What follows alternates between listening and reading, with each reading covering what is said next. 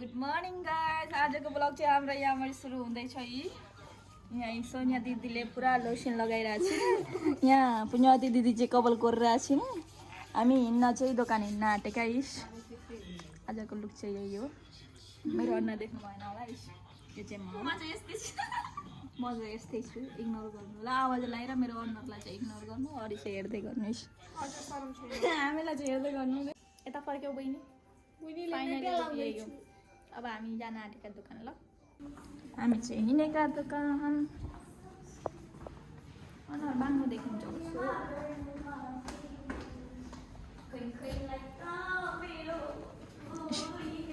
हिँडेका हामी दोकान हिँडेका।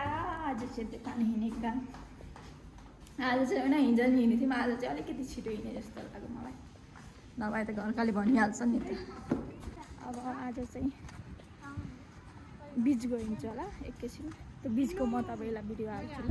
अनि भिडियो हालेर देखाउँछु एकछिनमा होइन, भोलि पोस्ट गर्छु। अनि बल्ल ट्विटी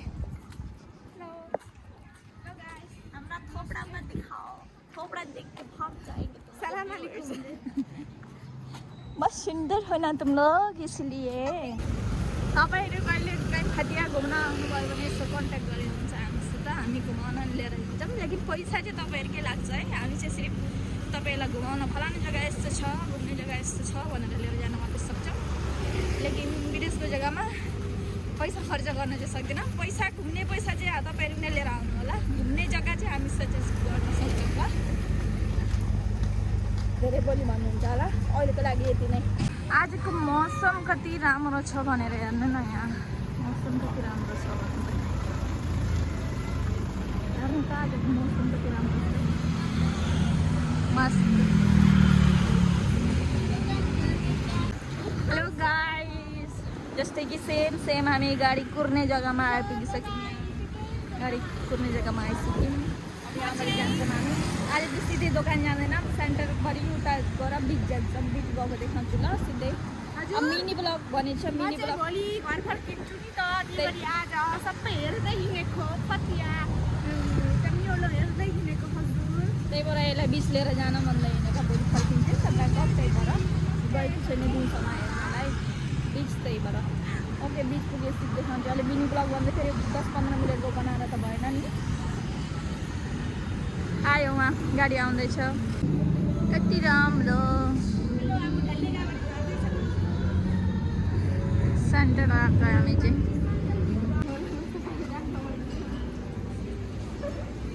किन ल है हामी बिच निस्किन आँट्यौँ। यहाँ सेन्टर यहाँ यसको उताको साइड चाहिँ हाम्रो बजार पर्छ, मतलब मार्केट हो। अनि यताको साइड चाहिँ बिच। हाम्रो दोकानबाट 5 मिनट पनि लाग्दैन बिच आउनलाई। उफ बिच हेर्नु। अब हिँडेका हामी बिच। मान्छे त धेरै छैनन् बट उफ बिच हेर्नु